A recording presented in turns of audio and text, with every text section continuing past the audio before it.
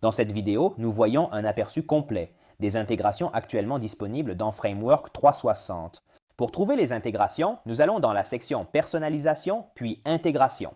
À ce stade, nous pourrons voir toutes les intégrations actuellement disponibles dans Framework 360. Nous pouvons voir par exemple qu'il y a l'intégration entre Framework 360 et Amazon, entre Framework 360 et EasyFat de Danea, Facebook, Fatura24, Fatur InCloud et d'autres. Pour installer une intégration, c'est très simple. La première chose à faire est de cliquer sur le bouton Installer l'intégration. À ce stade, nous pourrons voir si l'intégration contient d'autres sous-fonctionnalités, comme dans ce cas par exemple, l'intégration avec Facebook activera la synchronisation des formulaires. Les formulaires de lead, pour ceux qui s'occupent des publicités Facebook, sont bien connus. Ce sont les formulaires qui apparaissent sur les publicités sponsorisées de Facebook lorsqu'un utilisateur clique dessus et permettent par exemple de laisser des informations directement sur Facebook. Grâce à cette intégration, les données laissées sur Facebook seront importées directement dans le module client de Framework 360 et éventuellement envoyées à l'entreprise par email. De cette façon, il n'est pas nécessaire de tout faire manuellement, d'aller sur Facebook.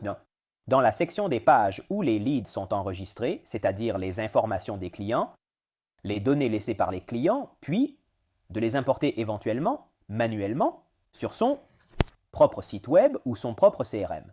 Ainsi, tout sera automatique, c'est-à-dire que les formulaires de lead de Facebook Ads seront connectés à votre environnement Framework 360, tandis que la fonctionnalité Facebook Sharer, par exemple, permet de partager les contenus créés dans le back-office de Framework 360, comme par exemple les articles de blog. Un bouton sera ajouté pour permettre de partager d'un simple clic les contenus directement sur sa page Facebook. Dans ce cas, nous cliquons justement sur Installer. Nous verrons que Facebook va maintenant s'activer et demander si l'on souhaite clairement procéder à l'intégration de Facebook avec Framework 360.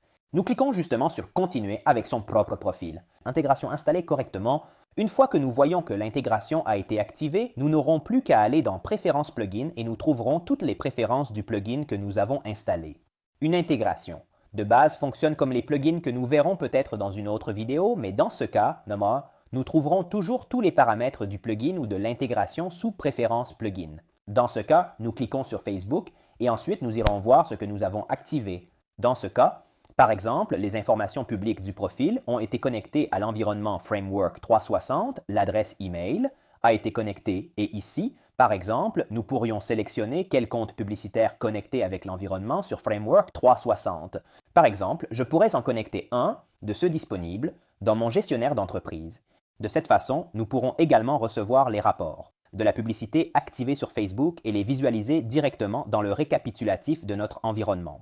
Nous pourrons entrer dans le récapitulatif et nous verrons que l'intégration avec Facebook Ads a été activée et nous pourrons voir précisément la performance de toutes nos campagnes publicitaires directement dans le récapitulatif de notre environnement. La même chose vaut pour toutes les autres intégrations. Chaque intégration fera évidemment des choses différentes. Par exemple, si nous installons Fatur InCloud, il nous demandera évidemment les données des API disponibles dans notre un compte sur Fatur InCloud que nous pouvons trouver précisément dans la section API.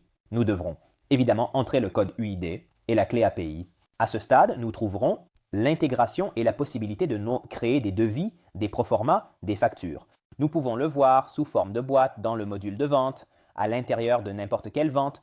Nous verrons qu'une boîte appelée Fatur InCloud apparaîtra avec un objet et le type de document à générer. Une fois le document généré, nous trouverons directement le devis, le proforma ou la facture créée sur notre compte Fatur InCloud et nous pourrons également l'envoyer automatiquement au client. Pour tout type d'intégration non disponible ici, nous pourrions également cliquer sur Assistance et demander l'intégration, personnalisée au technicien via un ticket d'assistance. Ou bien, nous pouvons aussi demander des informations sur le fonctionnement des intégrations déjà disponibles.